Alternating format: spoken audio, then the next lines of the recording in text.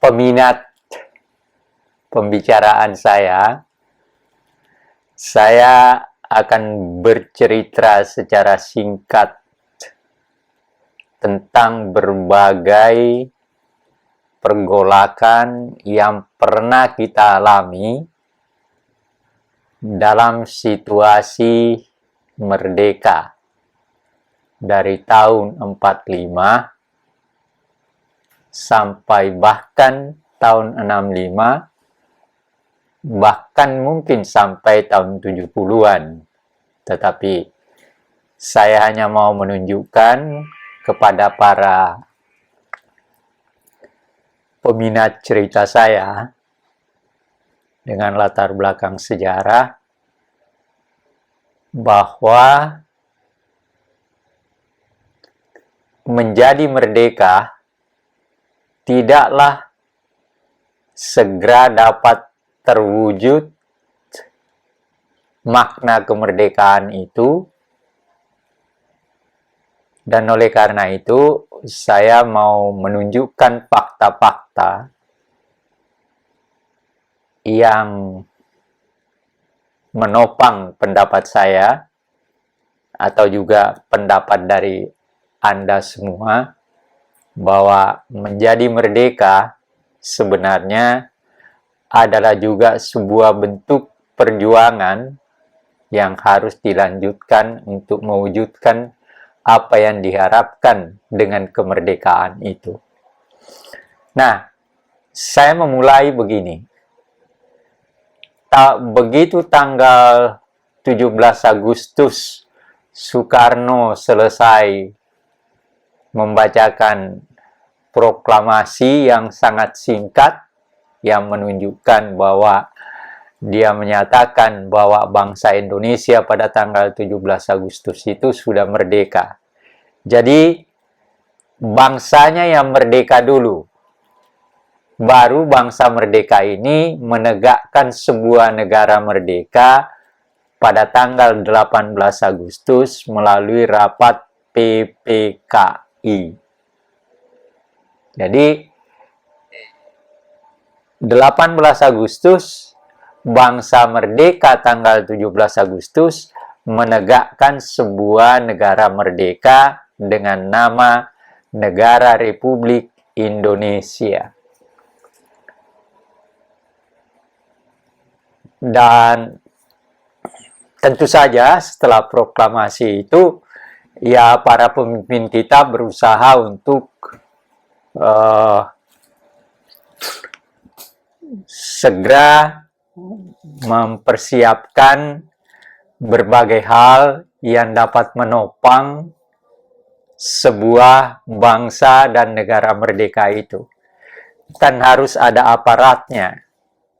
Nah, sebenarnya tanggal 18 Agustus itu lewat panitia persiapan kemerdekaan tanggal 18 Agustus yang dipimpin oleh Soekarno sebagai presiden dan Soekarno sebagai ketua PPKI dan Hatta sebagai wakil ketua. Dalam rapatnya sudah menentukan presidennya secara aklamasi disetujui Insinyur Soekarno,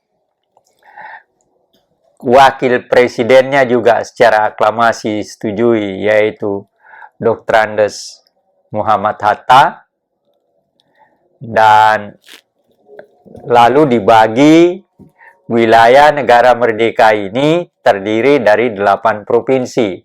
Gubernur-gubernur mereka pun sudah ditunjuk ketika itu. Jadi boleh dikatakan tanggal 18 Agustus itu memang kita sudah sebuah negara. Kita sudah punya undang-undang dasarnya juga. Ya. Jadi undang-undang dasar yang sekarang disebut sebagai Undang-Undang Dasar 1945, tapi bukan yang diamandemen, itu sudah ada pada tanggal 18 Agustus sudah disahkan. Jadi hasil dari panitia persiapan kemerdekaan itu, mereka sepakat untuk mendirikan sebuah negara, lalu sekaligus sudah punya undang-undang dasarnya, sekaligus sudah punya aparatnya, mulai dari presiden, wakil presiden, dan gubernur-gubernur dari 8 provinsi.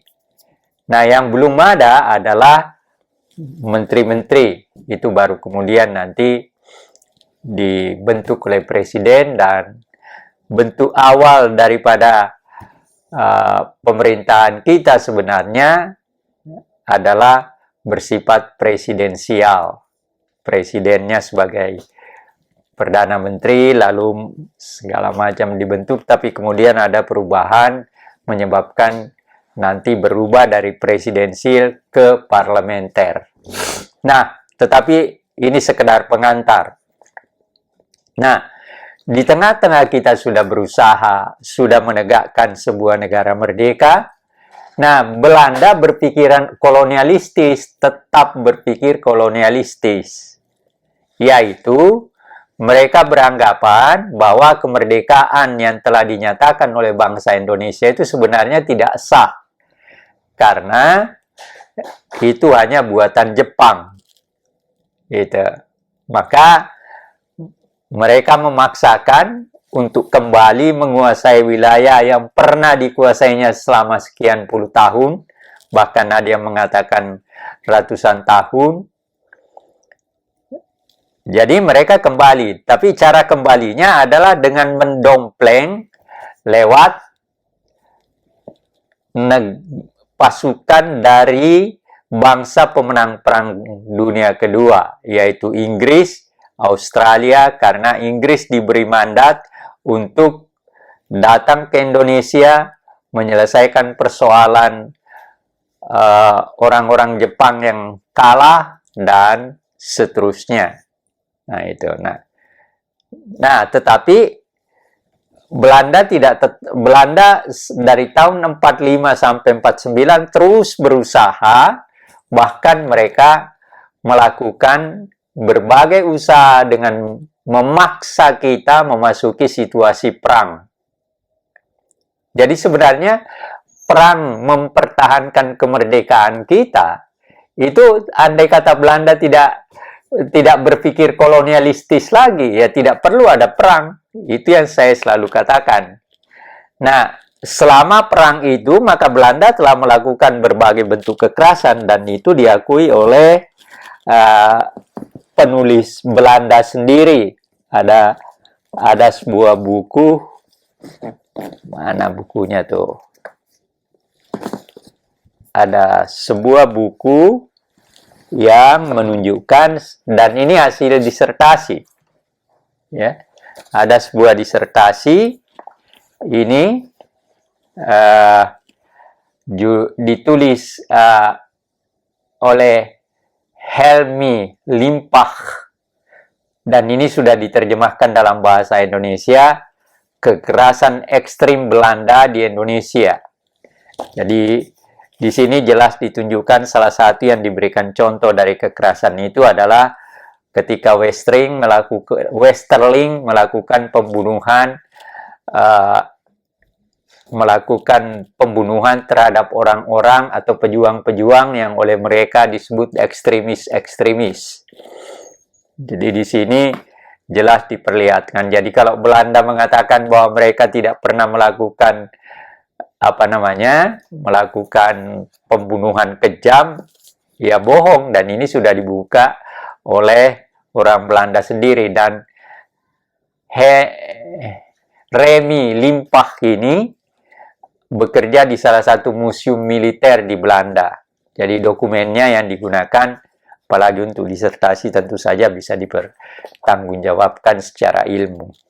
Nah, dalam perang itu, perang mempertahankan kemerdekaan, harus diakui bahwa sebenarnya awal kemerdekaan kita itu banyak sekali golongan-golongan, ya, yang berseliweran untuk mempertahankan kemerdekaan, iya. Tetapi di balik itu juga terjadi berbagai pertentangan-pertentangan, dan itulah nanti yang melahirkan berbagai pergolakan-pergolakan yang berakhir dengan pemberontakan.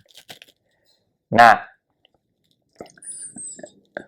taruh kita mulai saja dengan sebenarnya juga memang dalam situasi sekitar 4 tahun itu kita kan masih belum punya pengalaman untuk mengatur pemerintahan. Sistem yang kita mau bangun juga adalah orang-orang yang tidak mempunyai pengalaman, baru pejuang-pejuang yang menang. Itu. Jadi kita ada Soekarno, ada Hatta, ada segala macam yang nanti jadi menteri, Syahrir segala macam, Amir Syarifuddin segala macam itu adalah orang-orang yang sebenarnya pemenang yang dalam usaha mengatur kehidupan bernegara, mereka semua belum berpengalaman. Tetapi yang menjadi persoalan utama juga bahwa orang-orang ini juga adalah orang-orang yang memiliki latar belakang ideologi yang berbeda. Dan itulah juga menjadi persoalan nanti. Mengapa pergolakan terjadi, kemudian menjadi konflik, pertentangan yang mengakibatkan apa yang dikenal dengan istilah pemberontakan. Ya, secara sederhana pemberontakan itu adalah melakukan usaha untuk menjatuhkan pemerintah yang dianggap sah ketika itu. Nah, kita mulai misalnya terjadi pergolakan, ada pertentangan di antara berbagai golongan. Ada sebuah buku juga, dan ini juga disertasi, peristiwa 3 daerah. Ini ada Pekalongan, ada segala macam di Jawa Tengah. Ada 3 daerah, Tegal, dan segala macam itu, memperlihatkan berbagai peristiwa yang dianggap sebagai suatu bentuk pemberontakan. Tapi istilah yang digunakan di sini adalah peristiwa 3 daerah. Revolusi dalam revolusi menurut, dan ini juga adalah sebuah disertasi yang sangat tebal, hampir 500-an. Berapa halaman nih? Hampir 500 halaman cetak. Ya.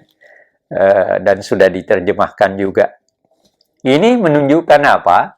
Ya, konflik di antara berbagai kekuatan-kekuatan ideologis yang ada. Ada PNI-nya, ada pengikutan Malaka, ada PKI-nya, ada TKR-nya nanti yang TKR dalam arti kata yang tentara, dan terjadilah konflik di situ, dan seterusnya. Nah, latar belakangnya adalah ideologi, pertentangan ideologi sebenarnya, yang berkelahi macam-macam kekuatan politik di situ. Ada yang Islam, ada yang Islam, ada yang komunis, ada yang komunis kiri, komunis kanan. Tan Malaka itu komunis kanan, biasanya disebut seperti itu. Nah, ya, tapi akhirnya nanti peristiwa 3 daerah ini tahun 50 akhirnya ada yang dihukum mati, yang dianggap pemberontak dan sebagainya. Nah, tetapi yang sering dan banyak mungkin sering diajarkan di sekolah dulu zaman saya adalah apa yang dikenal dengan peristiwa Madiun dan peristiwa pemberontakan DITII. Jadi ada peristiwa Madiun dimulai dengan bulan September, kemudian nanti September 48, lalu kemudian setelah itu ada DITII pada 7 Agustus 1949. Nah, saya cuma menyebutkan ini, jangan dikatakan bahwa ini disamakan. Dalam arti kata apa? Ada latar belakang yang berbeda di antara keduanya, tapi dua-duanya oleh pemerintah dianggap sebagai latar belakang pemberontakan. Dan kita lihat bahwa nanti pemberontakan yang dipimpin oleh Kartosuwiryo berlanjut sampai dengan 60-an. Karena memang melebar kemana-mana. Sedangkan kalau yang pemberontakan Madiun berhasil dipatahkan oleh pasukan Siliwangi, dan kemudian nanti tapi PKI lanjut kembali, nanti pemberontakannya terjadi pada tahun 65.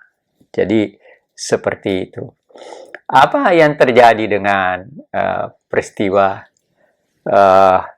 pemberontakan Madiun? Ada sebuah buku, 5 penggerak bangsa yang terlupakan. Nasionalisme minoritas Kristen. Jadi yang digambarkan dalam buku ini adalah 5 pemimpin Kristen yang ikut dalam revolusi dan ikut dalam perjuangan, dan salah satu di antaranya adalah orang yang dianggap menjadi salah satu dalang utama daripada peristiwa atau pemberontakan Madiun 1948 yang dipimpin oleh Musso. Tetapi bukan Musso yang digambarkan di sini, melainkan Amir Syarifuddin. Gitu. Dan Amir Syarifuddin ini adalah seorang pejuang juga, anti Jepang, pernah ditangkap Jepang dan diselamatkan oleh Soekarno-Hatta. Mereka semua ini berkawan sebenarnya dalam pergerakan nasional dulu tahun 40-an, mereka semua berkawan dan saling membantu walaupun berbeda-beda pendapat. Ya. Gitu. Nah, di dalam proses peristiwa Madiun itu harus diletakkan juga begini.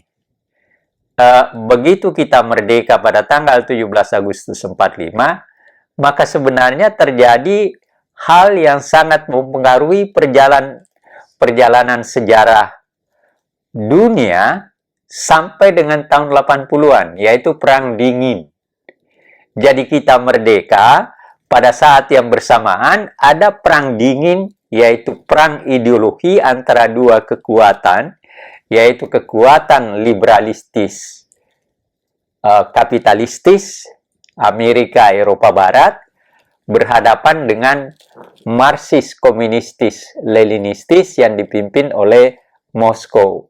Jadi peristiwa Madiun itu sebenarnya berbagai pertentangan terjadi di situ.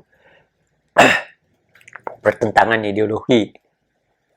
Tapi ada, di samping ada Islam, tapi sebenarnya juga perlu diketahui bahwa peristiwa Madiun sama halnya dengan 3 daerah itu ada 3 faksi Marxis yang berkelahi di situ.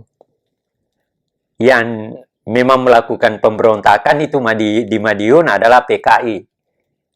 Karena Musso datang, lalu ketika Syahrir dengan Amir Syarifuddin pecah, lalu kemudian terjadi 2 partai Sosialis Indonesia dipimpin oleh Syahrir, lalu kemudian Partai Sosialis tetap dipimpin oleh Amir Syarifuddin, dan nanti seterusnya juga membentuk Front Demokrasi Rakyat. Nah, lalu kemudian ada seorang pemimpin pemberontakan tahun 26 yang berhasil melepaskan diri dan mereka menyelamatkan diri di luar negeri. Lalu setelah kita merdeka kembali, yaitu Musso. Nah, ketika Amir Syarifuddin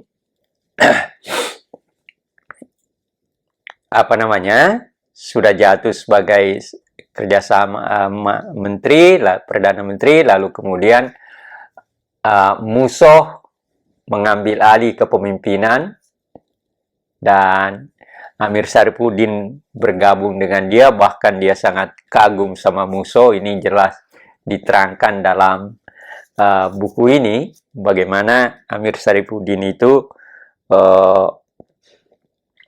Gary Van Klinken, ini seorang sejarawan tapi juga sekaligus sosiolog Uh, nah, dalam buku ini dijelaskan siapa Amir Sarifuddin itu. Sebenarnya Amir Sarifuddin ini yang diterangkan di sini adalah seorang beragama Kristen sebenarnya. Jadi dari Islam pindah ke Kristen, kemudian nanti menjadi komunis. Ya, jadi itu yang diceritakan. Nah, ketika Musso datang, maka dia marah sama Amir Sarifuddin kenapa mau bekerja sama dengan pemerintah yang dianggap lawan-lawan mereka, dalam arti kata adalah pemimpin-pemimpin yang anti komunistis malah, yaitu Hatta. Hatta masuk terkena. Lalu kemudian maka terjadi pemberontakan pada 18 September dan dalam laporannya kepada KNIP, Perdana Menteri Hatta menerangkan bahwa memang pada waktu itu terjadi pemberontakan yang dilakukan oleh PKI Musso, bahkan mau mendirikan negara Moskow, negara Soviet di Madiun. Nah, terjadi macam-macam. Di sini diterangkan sebenarnya bagaimana macam-macam kekuatan bergumul, mulai dari Solo, lalu kemudian di Madiun memang kekuatan Pesindo yang merupakan kekuatan TNI masyarakat, dan itu nanti yang menjadi kekuatan PKI di situ, karena memang TNI masyarakat itu dibentuk oleh Amir Sarifuddin ketika dia menjadi Menteri Pertahanan. Nah, rupanya setelah Musso kembali, maka alih kekuasaan diambil oleh dia. Maka ketika itu sudah terjadi perang dingin, maka Musso menganjurkan bahkan supaya Indonesia berkiblat kepada Moskow. Gitu. Juga Pak Hatta melaporkan bagaimana orang-orang PKI mendesak dia untuk supaya pemerintah Indonesia berkiblat kepada Moskow. Tapi Hatta menerangkan dengan jelas bagaimana sebenarnya juga Moskow itu, Uni Soviet Moskow itu tidak konsekuen juga, karena ada 7 kali perubahan yang dia lakukan dalam rangka strategi mereka menghadapi perkembangan dunia. Itu diterangkan oleh Pak Hatta di dalam laporannya kepada KNIP. Gitu. Itu yang terjadi. Maka terjadi pemberontakan di situ. Sebenarnya yang berkelahi itu adalah tiga kekuatan komunis Marxis, ya. Tiga kekuatan Marxis sosialis komunis. Yang pertama yang dianggap melakukan pemberontakan itu adalah PKI, dan memang iya, dan dipimpin oleh Musso Amir Sarifuddin, yang nanti dua-duanya akhirnya dieksekusi. Lalu kemudian ada kekuatan Partai Murba Tan Malaka yang dipimpin oleh Tan Malaka. Bahkan ada juga yang mengatakan bahwa Tan Malaka juga matinya dalam rangka peristiwa Madiun, walaupun ada yang mengatakan tidak. Lalu kemudian ada kekuatan Partai Sosialis Indonesia. Gitu. Jadi, dan tiga-tiganya ini bertentangan. Gitu.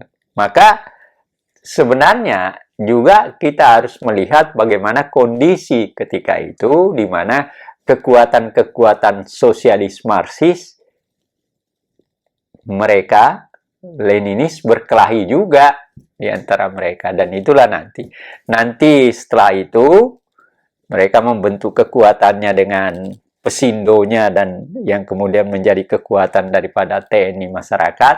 Tapi akhirnya setelah pemberontakan, maka Hatta sebagai Perdana Menteri meminta Siliwangi segera untuk ini, tapi ada juga nanti Brawijaya, ada Gatot Subroto sebagai salah seorang pimpinan militer ketika itu, dan seterusnya.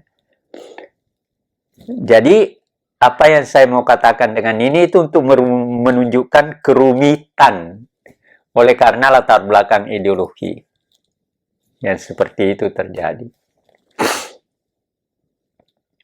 Nah, akhirnya dapat hanya dalam waktu, tapi banyak juga yang artinya saling culik sebelum Siliwangi datang, ada macam-macam.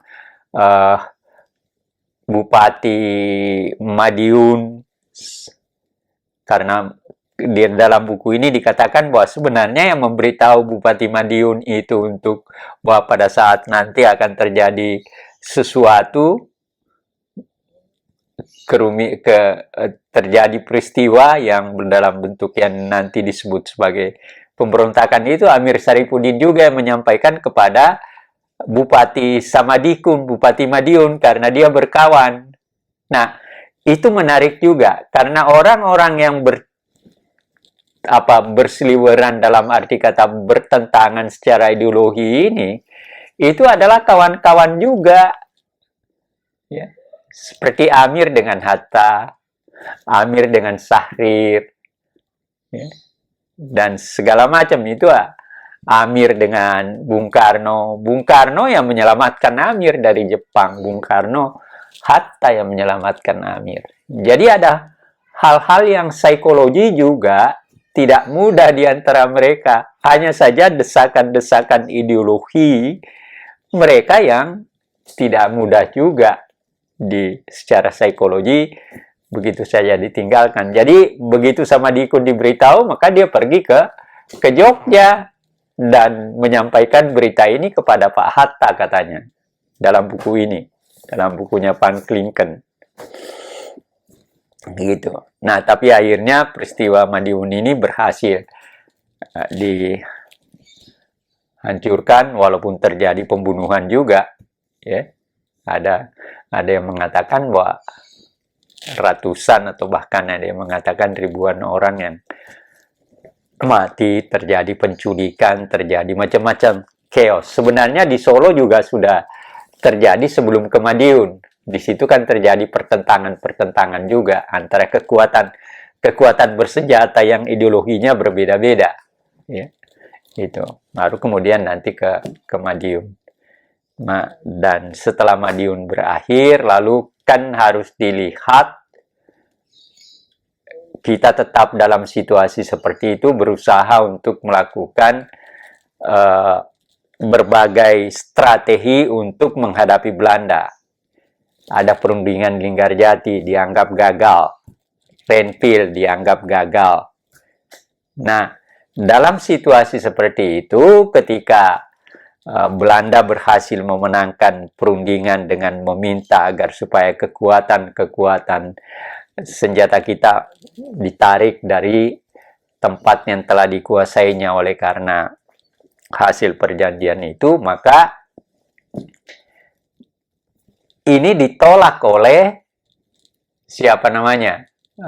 Kartosuwiryo sebagai salah seorang pemimpin Islam. Lalu kemudian dia ke daerah-daerah itu dan mengisi. Dan baru kemudian setelah terjadi pertempuran tertentu pada tanggal 7 Agustus 1949, ada bukunya tebal, Kartosuwiryo. Di sini ada macam-macam, sudah ada ditulis oleh orang yang memang melakukan Al-Haidar. Ya. Tapi ada juga Kartosuwiryo yang buku Tempo. Ya. Jadi pemberontakan ini terjadi, dan ini termasuk yang cukup lama, karena Kartosuwiryo berhasil setelah pada tanggal 7 Agustus 1949 dia memproklamasikan, lalu kemudian menyebar karena oleh berbagai latar belakang juga yang berbeda. Jadi misalnya nanti DITII ada juga di Sulawesi Selatan, tapi latar belakangnya berbeda. Mengapa Kahar Musakar kemudian tadinya bukan bagian dari, dia juga hanya melakukan tuntutan untuk agar supaya anak buahnya dan dia sendiri dilantik menjadi tentara TNI, tapi tidak jadi, maka kemudian dia melakukan pemberontakan dengan tadinya bernama TKR, tapi kemudian berubah menjadi DITI pada tahun 52. Gitu. Nah, kemudian ini berkembang lagi DITI ke Aceh, ya dipimpin oleh Daud Bre. Latar belakangnya juga berbeda.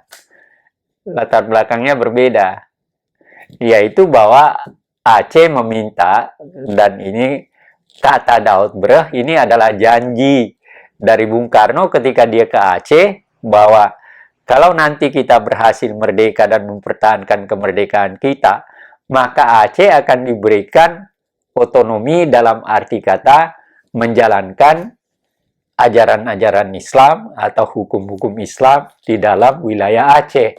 Dan juga ketika itu Aceh merupakan satu provinsi sendiri, dan Daud Bre pernah menjadi gubernur Sulawesi, gitu, sebagai bagian daripada Sumatera Utara. Nah, maka kemudian dari Aceh nanti juga ke Kalimantan Selatan. Nah, lain juga. Di sana ada seorang Ibnu Hajar yang pangkatnya Letnan 1, merasa diri juga tersingkir. Akhirnya dia melakukan pemberontakan juga. Di samping menggunakan DITI, dia juga menggunakan istilah rakyat tertindas. Gitu. Nah, jadi DITI mengembang, yang awalnya dimulai dari Jawa Barat oleh Kartosuwiryo, berkembang ke Aceh, berkembang ke Sulawesi Selatan, berkembang ke Kalimantan Selatan. Dan ini cukup lama, dari tahun 49, kemudian Kartosuwiryo ditangkap tahun 62, dan kemudian juga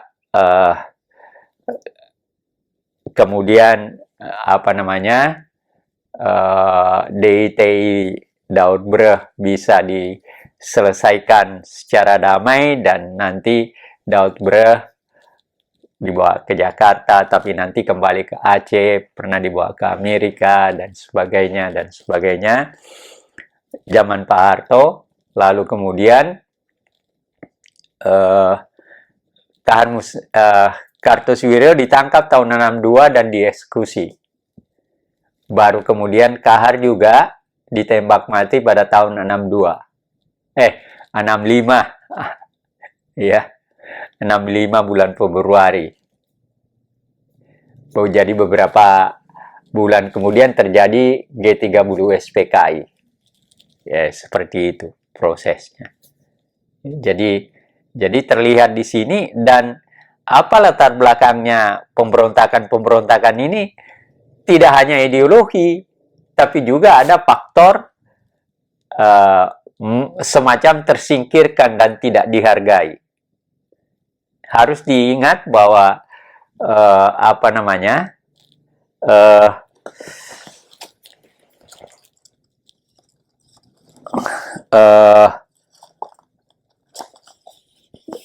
sering terjadi macam-macam hal yang bisa lahir disebabkan oleh karena hal-hal yang bersifat personlik, harga diri dan martabat dan sebagainya, mengharapkan agar supaya mendapatkan penghargaan, itu adalah penggerak sejarah sebenarnya.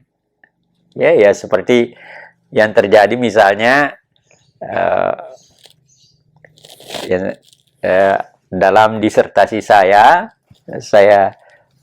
menulis bagaimana Kahar Musakar melakukan pemberontakan itu. Ya karena merasa dirinya tidak dihargai.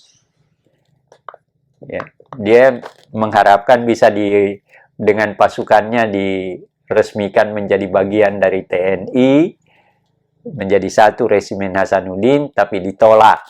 Nah, kemudian berkembang menjadi sebuah bentuk pemberontakan. Nah, inilah jadi yang jadi pemberontakan itu terjadi juga disebabkan oleh karena persoalan martabat, persoalan penghargaan, persoalan identitas, dan sebagainya. Ya. Dan itu walaupun ada nanti latar belakang ideologinya, seperti ya kemungkinan awalnya tidak ideologis, tapi kemudian dijadikan ideologi sesuai dengan kondisi masyarakat yang ada, maka dia pakai salah satu ideologi. Dia pakai komunisme misalnya seperti yang terjadi di Madiun, tapi gagal. Lalu Kartosuwiryo menggunakan Islam dan Kahar Musakar ikut, Daud ikut dan sebagainya. Karena kondisi yang tadinya mungkin tidak berawal dari situ. Ya. Oleh karena hanya ketersinggungan tertentu ya, contoh ya, dia gunakan latar belakang nilai budaya yang ada, yang dimana nanti dia bergerak seperti itu. Jadi latar belakang, ya tentu saja ada yang ideologi betul, ya seperti yang terjadi di Madiun itu memang lebih banyak ideologi, lebih kuat ideologinya. Dan nanti setelah dan harus diingat bahwa pemberontakan ini terjadi di tengah-tengah berbagai persoalan pemerintah pusat juga. Misalnya pergantian sistem demokrasi dari sistem demokrasi liberal ke sistem demokrasi terpimpin. Nah, dalam demokrasi liberal inilah terjadi pemberontakan itu tadi. Ya kalau kita lihat tahun 48 itu masih transisi sebenarnya. Transisi, kita sebagai orang merdeka masih berusaha mencari suatu sistem pemerintahan dan seterusnya. Sehingga terjadi kekacauan atau bahkan kekosongan kekuasaan sebenarnya pada waktu itu. Ya lalu, nah setelah tahun 50 sampai dengan 58, maka sebenarnya kita sudah mengatur diri kita sendiri, walaupun masih ada Irian Barat, persoalan Irian Barat juga, tetapi sistem yang ada kita jalankan adalah sistem demokrasi liberal. Nah, yang menjadi persoalan di situ adalah pergantian kabinet yang menjadi pemerintah. Dan pergantian kabinet itu adalah partai-partai yang bermain di situ. Jadi sering terjadi kekeliruan juga, tanda kutip kekeliruannya adalah orang seakan-akan melihat bahwa selama 20 tahun Soekarno berkuasa sebagai presiden, itu dia mengatur pemerintahan. Tidak. Soekarno presiden 20 tahun, tapi dia menjadi kepala pemerintahan itu 3 bulan pertama kita merdeka, dari September sampai November. Itu kabinet pertama bulan September, November kemudian berubah menjadi parlementer, Syahrir sebagai Perdana Menteri pertama, dan seterusnya sampai dengan tahun 58. Nah, baru nanti Soekarno akan berkuasa sekaligus sebagai tidak hanya sebagai kepala negara, tetapi sekaligus sebagai Perdana Menteri, kepala pemerintahan, yaitu dalam demokrasi terpimpin. Nah, di tengah-tengah kerumitan inilah terjadi berbagai hal yang pemberontakan tadi terjadi taruhlah tahun 48 sampai dengan ada macam-macam pemberontakan sampai dengan tahun 58. Jadi taruh 10 tahunan. 10 tahunan terjadi. 10 tahun kita merdeka, itu kita masih bergumul dengan diri kita, macam-macam. Pemerintah gonta-ganti kabinetnya, lalu masih ada pemberontakan macam-macam, latar belakang ideologi. Dan harus diingat bahwa pemberontakan-pemberontakan ini nanti pecah-pecah juga. Ya. Ada macam-macam seperti di Sulawesi Selatan. Kahar ketika mau menjadi Darul Islam, maka ada anak buahnya menolak, lalu dia mendirikan juga pemberontakan yang lain, yaitu tetap menggunakan TKR. Nah, TKR di Sulawesi Selatan berkembang, dipimpin oleh Usman Balo, lalu kemudian nanti ada lagi tentara TRI, dan seterusnya. Jadi, hal-hal seperti ini terjadi dalam periode situasi demokrasi liberal, kabinet di pusat gonta-ganti, dan seterusnya. Ya. Ada usaha untuk menyelesaikan. Saya pernah mendapat ini bahwa karena Kahar kenal dengan ayahnya Taufik Ismail, lalu diutus oleh Natsir untuk ketemu dengan Kahar dan sebagainya, tapi usaha itu gagal. Ya. Tapi akhirnya Kahar DITI Sulawesi Selatan diakhiri dengan satu pertempuran di mana Kahar Musakar meninggal. Ya. Kartosuwiryo ketangkap. Tapi Daud Breh bisa diselesaikan secara damai, tapi nanti ada pemberontakan dalam bentuk lain, yaitu bahkan mau menuntut Aceh merdeka. Nah, yang dipimpin oleh Hasan Tiro, yang nanti diselesaikan oleh pemerintahan SBY yang dipimpin oleh wakilnya, yaitu Dr. Andes Yusuf Kala, yang bisa melakukan diplomasi. Nanti Hasan Tiro bisa berunding yang tadinya tidak mau, tetapi ada latar belakangnya juga, yaitu tsunami di Aceh. Jadi hal-hal seperti ini perlu kita lihat, bahwa ada sebuah peristiwa itu tidak berdiri sendiri, tetapi ada berbagai rangkaian peristiwa. Dan ketika saya menerangkan ini, Anda jangan lepas bahwa situasi ketika itu adalah masih dalam situasi perang dingin. Nah, Indonesia ini adalah sebuah wilayah yang menjadi daya tarik dari kedua belah pihak untuk mendapatkan pengaruhnya. Ya. Amerika bahkan ketika pemberontakan Madiun misalnya, dan kemudian dihancurkan oleh pasukan Siliwangi. Nah, itu yang dituduh ini karena campur tangan Amerika, karena kerjasama antara Hatta mendapat dukungan dari Amerika, dan sebagainya, yang sebenarnya belum tentu terjadi. Nah, tetapi nanti yang di lain pihak nanti juga dikatakan situasi seperti itu. Bahkan musuh kembali itu juga karena dia mendukung Uni Soviet. Jadi yang berhadapan di situ harus diingat dalam kerangka perang dingin juga. Itu. Ya. Jadi hal-hal seperti ini perlu diketahui. Nah, lalu kemudian di tengah-tengah pemberontakan yang masih terjadi di lingkungan TNI Angkatan Darat, terjadi juga berbagai friksi-friksi tertentu. Ada pergolakan di daerah, ya, seperti di Sumatera Barat atau Sumatera Tengah.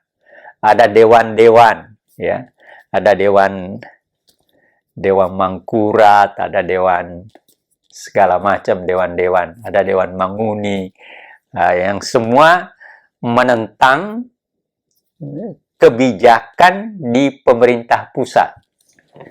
Itu mulai dari tahun 5. Sebenarnya mulainya tahun 56, dan apalagi ketika itu Hatta, yang terhormat Wakil Presiden Dr. Andes Muhammad Hatta mengundurkan diri pada tahun 56. Itu. Nah, lalu terjadi pergolakan. Mereka seperti dari Sumatera Barat tetap meminta, bukan sebenarnya hanya Sumatera Barat, tapi dari seluruh Indonesia masih menuntut agar supaya Hatta tetap kembali dalam pemerintahan. Bahkan mereka semacam mengultimatum agar supaya segera Pak Hatta dan Pak Sultan Hamengkubuwono diberi mandat untuk memimpin pemerintahan, karena itu yang mereka kehendaki. Lalu ada Permesta nanti yang pertama kali mengeluarkan pernyataannya, ya Permesta 2 Maret 1957. Baru kemudian nanti PRRI. Jadi kalau istilahnya PRRI Permesta itu sebenarnya terbalik. Yang pertama kali melakukan deklarasinya itu Permesta tanggal 2 Maret 57, sedangkan PRRI kan April 58, jadi lebih dulu. Jadi terbalik kalau istilahnya. Maka pernah ada yang nelpon saya dan ada buku yang ditulis dibalik, peristiwa Permesta PRRI, bukan PRRI Permesta, ya, karena dilihat dari kejadiannya memang lebih dulu Permesta. Permesta dipimpin oleh Panglima ketika itu, Pences Mual, lalu macam-macam yang terlibat, Ahmad Hussein yang ada di Sumatera Barat, dan segala macam. Hampir seluruh wilayah melakukan semacam klaim terhadap pemerintah pusat. Ya. Tapi ya kemudian nanti Permesta akhirnya juga bisa terselesaikan. Lalu kemudian juga PRRI nanti sebagian besar kembali ke ini, tapi ditangkap dan dipenjarakan sekian lama oleh pemerintahan demokrasi terpimpin. Nah, dalam pergolakan inilah maka kemudian Soekarno mengambil inisiatif dan didukung oleh Angkatan Darat, Nasution, dalam menghadapi situasi yang dianggap kacau ini.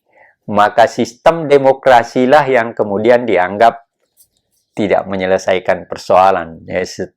Demokrasi liberal tidak membuka ruang untuk menciptakan satu kehidupan yang lebih baik, dalam arti kata memberikan kesejahteraan.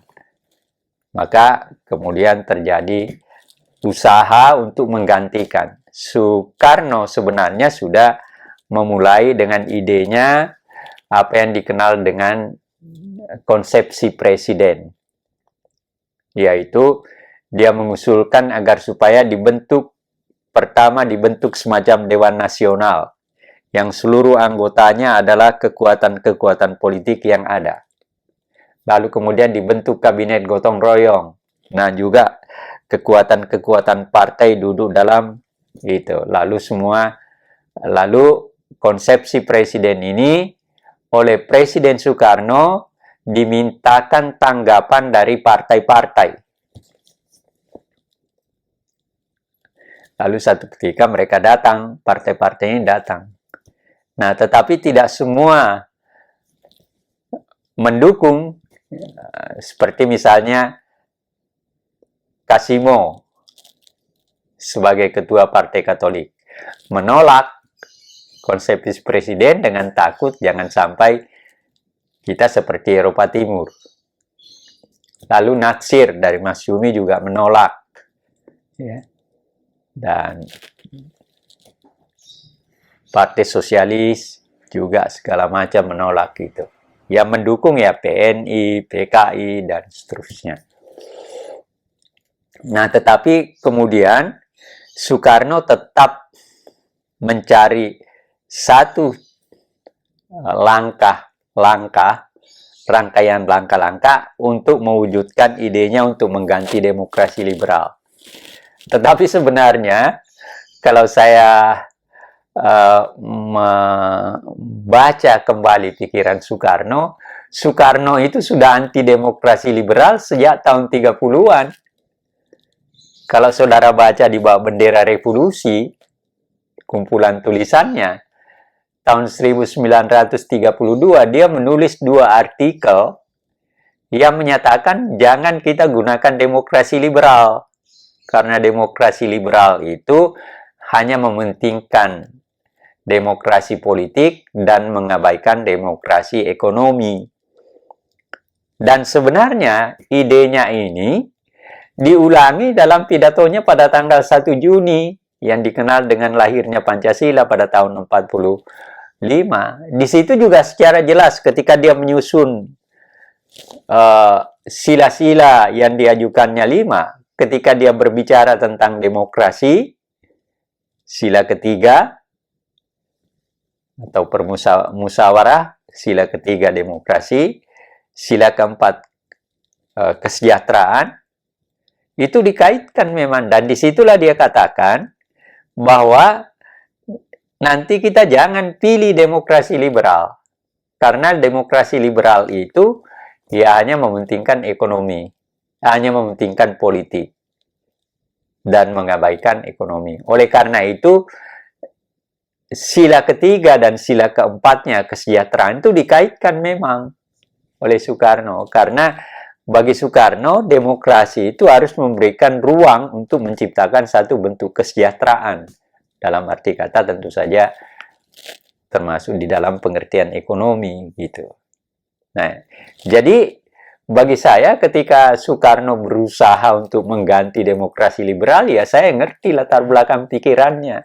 Karena saya udah baca pikirannya sejak saya masih SMA. Di bawah bendera revolusi itu.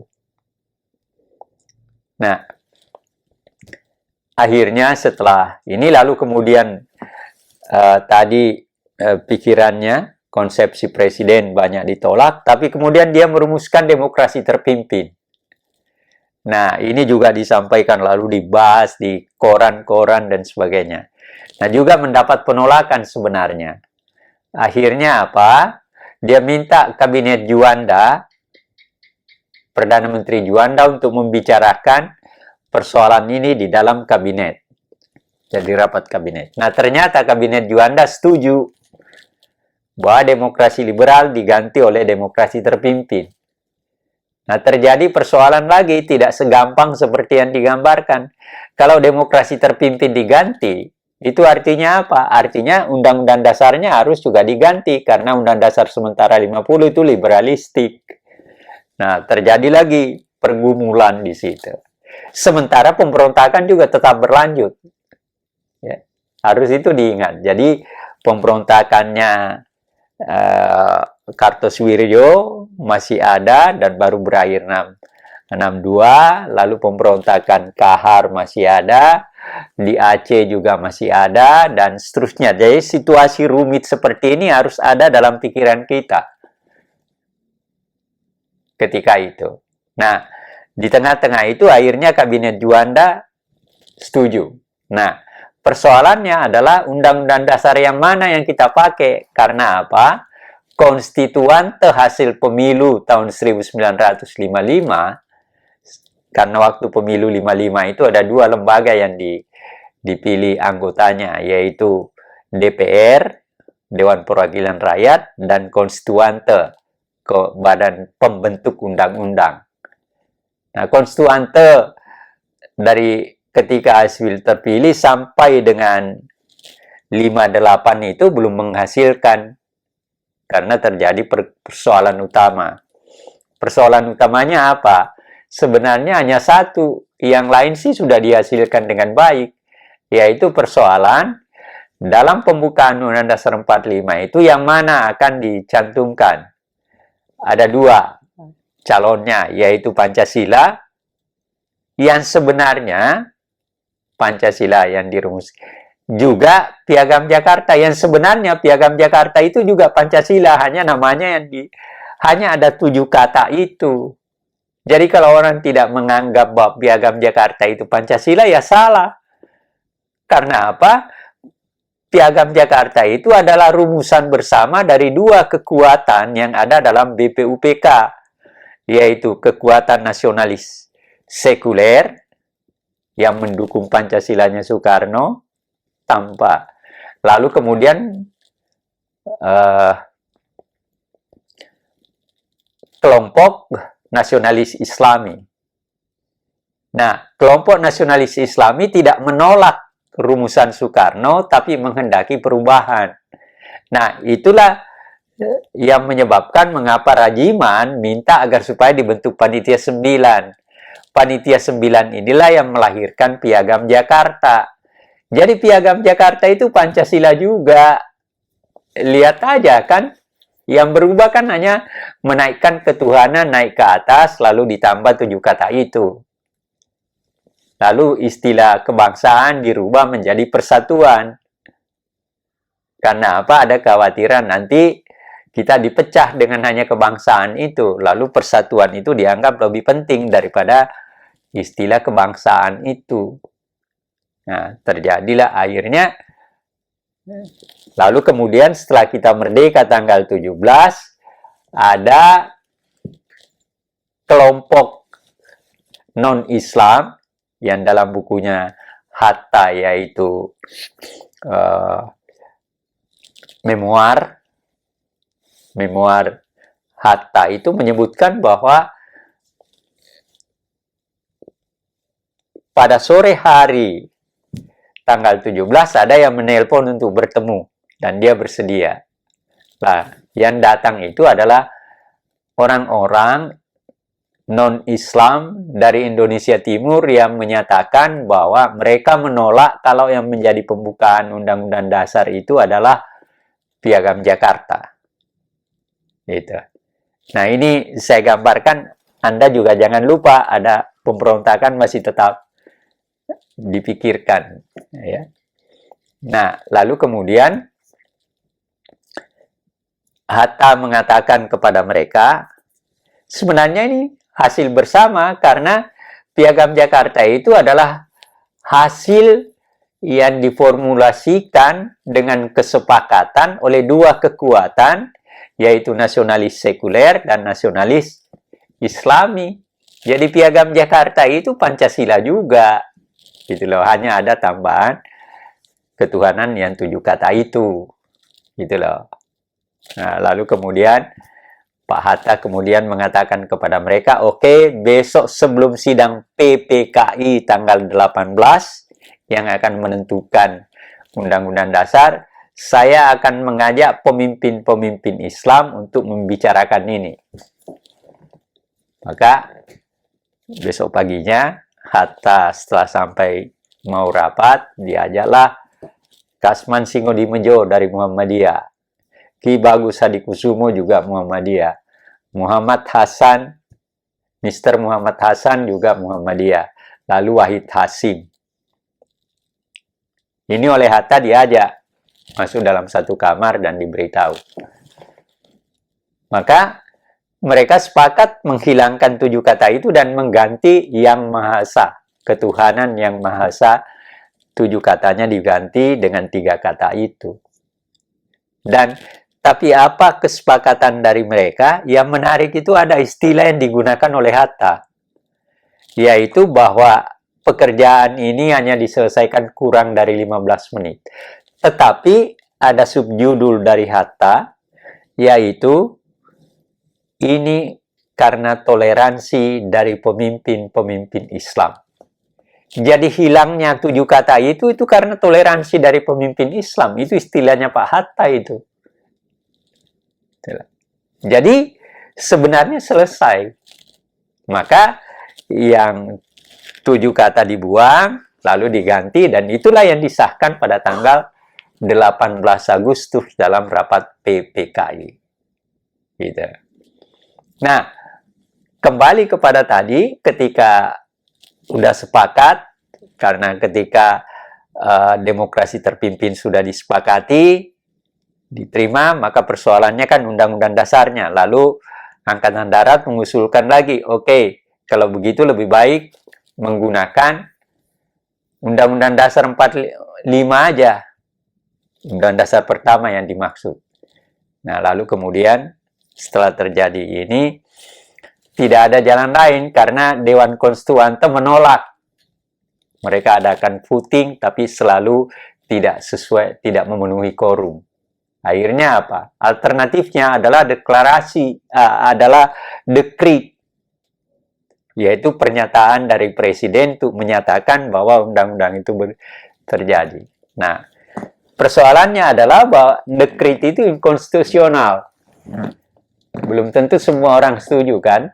Nah, akhirnya singkat kata ada dalam bukunya Saifuddin Zuhri, kalau saudara punya, berangkat dari pesantren, saya punya di situ, berangkat dari pesantren, di situ diceritakan bahwa pada tengah malam ketika Nasution dan salah seorang stafnya akan berangkat ke Tokyo untuk menemui Presiden Soekarno yang sedang ada di Tokyo, maka Nasution datang ke rumah Idham Khalid dan Pak Saifuddin Zuhri sebagai Sekretaris Jenderal Partai Nahdlatul Ulama yang sekaligus Menteri Agama diminta datang ke rumah Idham Khalid.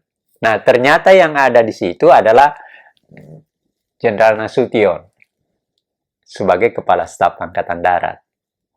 Nah, Nasution datang dan begitu Saifuddin Zuhri ini datang, maka segera dia katakan bagaimana sikap Islam kalau kembali ke Undang-Undang Dasar 1945 dilakukan dengan dekrit.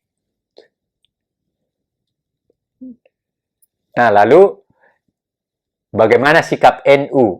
Dalam arti kata NU mau dianggap mewakili Islam. Lalu ditanya, sikap orang Islam yang diwakili oleh NU bagaimana?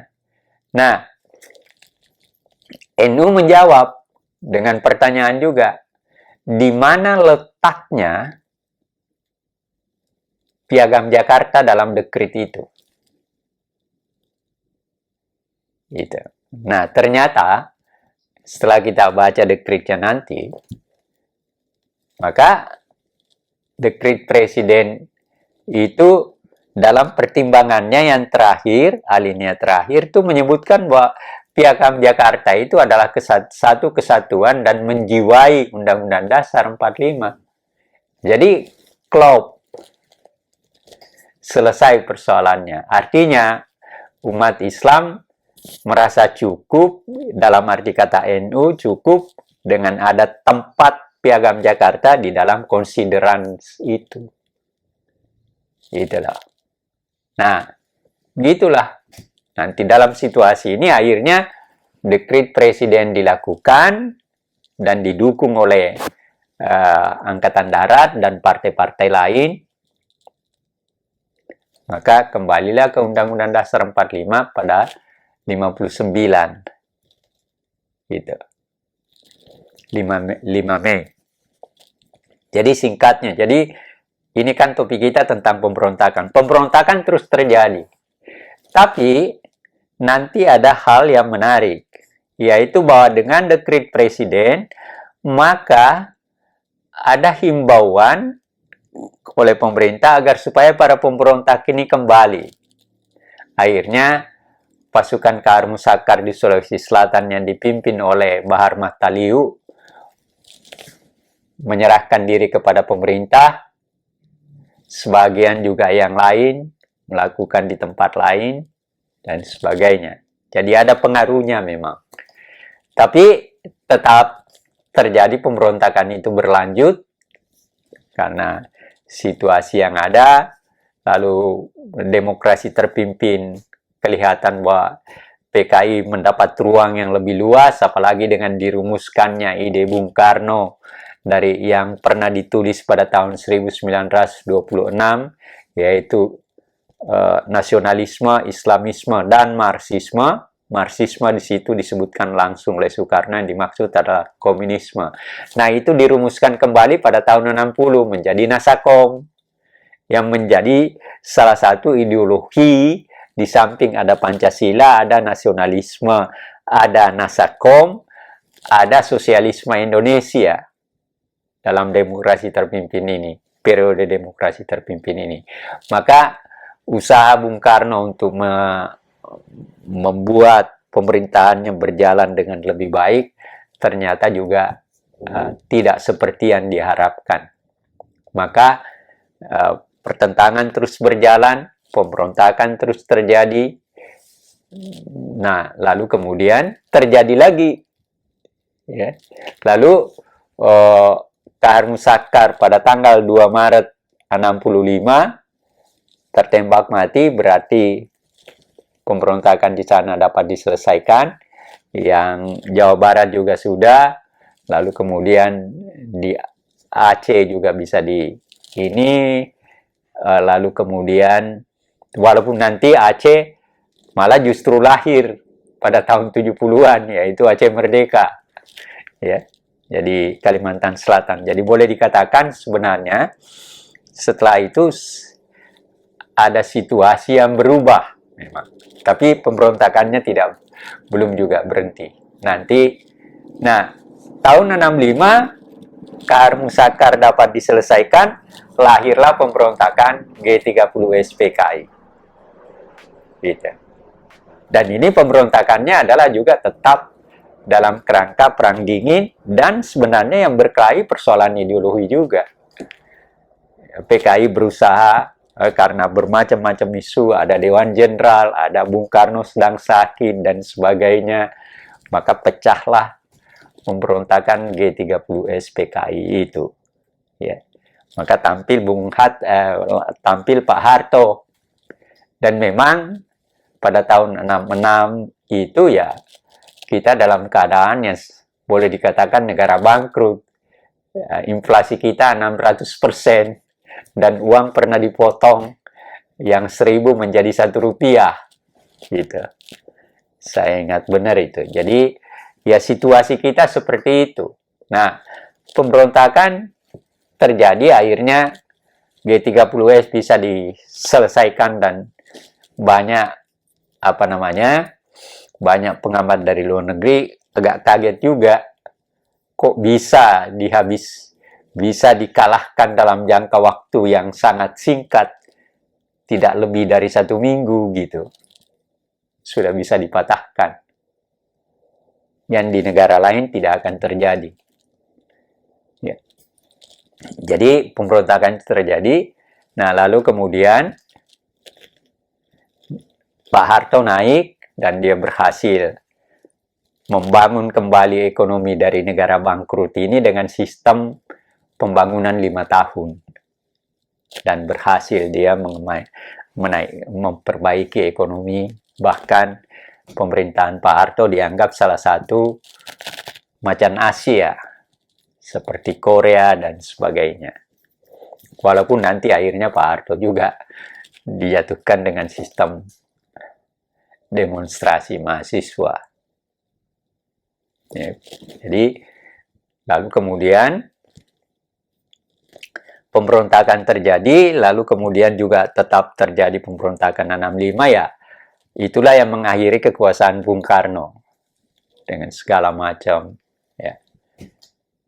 Ada pidatonya Nawaksara segala macam, tapi akhirnya kekuatan Orde Baru berhasil menjatuhkannya dan memberhentikan posisi kepresidennya lewat sidang MPRS yang dibentuk oleh Bung Karno sendiri, dan yang pernah memberikan posisi kepresidenannya seumur hidup. Gitu. Tapi ya namanya politik ya seperti itulah. Maka kemudian Pak Harto naik, dia berhasil membangun kembali ekonomi, terlepas daripada Anda setuju atau tidak setuju, itu persoalan lain. Nanti Yang jelas bahwa dia berhasil membangun kembali ekonomi dan seterusnya, walaupun terjadi demonstrasi menentang Taman Mini, menentang segala macam. Ada macam-macam, bahkan ada orang-orang dekatnya juga yang melakukan ada petisi 50 dengan Nasution CS, ya, segala macam itu. Nah, tetapi juga nanti terjadi dalam periode Pak Harto yang memang paling panjang, 32 tahun. Ya. Ada macam-macam pemberontakan juga. Salah satu diantaranya apa yang disebut dengan Aceh Merdeka. Papua juga, tapi Papua itu terus-terus terjadi sampai sekarang. Nah, tetapi Aceh Merdeka bisa diselesaikan pada saat kita pernah menghadapi apa yang dikenal dengan tsunami yang menyebabkan puluhan ribu orang di Aceh, bahkan di Jogja juga nanti karena berlanjut. Tapi kemudian Aceh Merdeka bisa diselesaikan setelah persoalan tsunami itu. Rupanya ada kesadaran dari Hasan Tiro CS untuk menyelesaikan itu, dan ada seorang wakil presiden yang memiliki kemampuan tertentu dalam melakukan pendekatan, karena sebelumnya juga Yusuf Kalla sudah melakukan berbagai usaha penyelesaian pertentangan yang terjadi di Ambon, di Maluku, segala macam itu yang terjadi pada awal reformasi. Ya, jadi memasuki awal reformasi juga ada macam-macam perkelahian di antara kita, ya.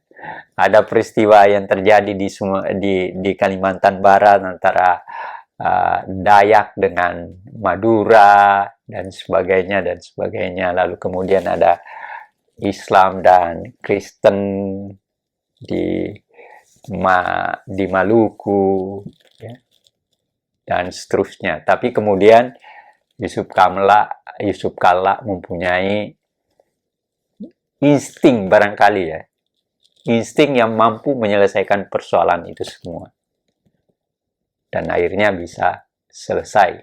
Tentu saja Yusuf Kalla tidak bisa berbuat tanpa dukungan dari presidennya, yaitu SBY, Jenderal SBY. Jadi ada persoalan-persoalan seperti ini. Nah, apa yang saya gambarkan secara singkat kepada kita semua, ini menunjukkan bahwa dalam situasi merdeka pun kita harus berhadapan dengan berbagai persoalan yang harus diselesaikan dengan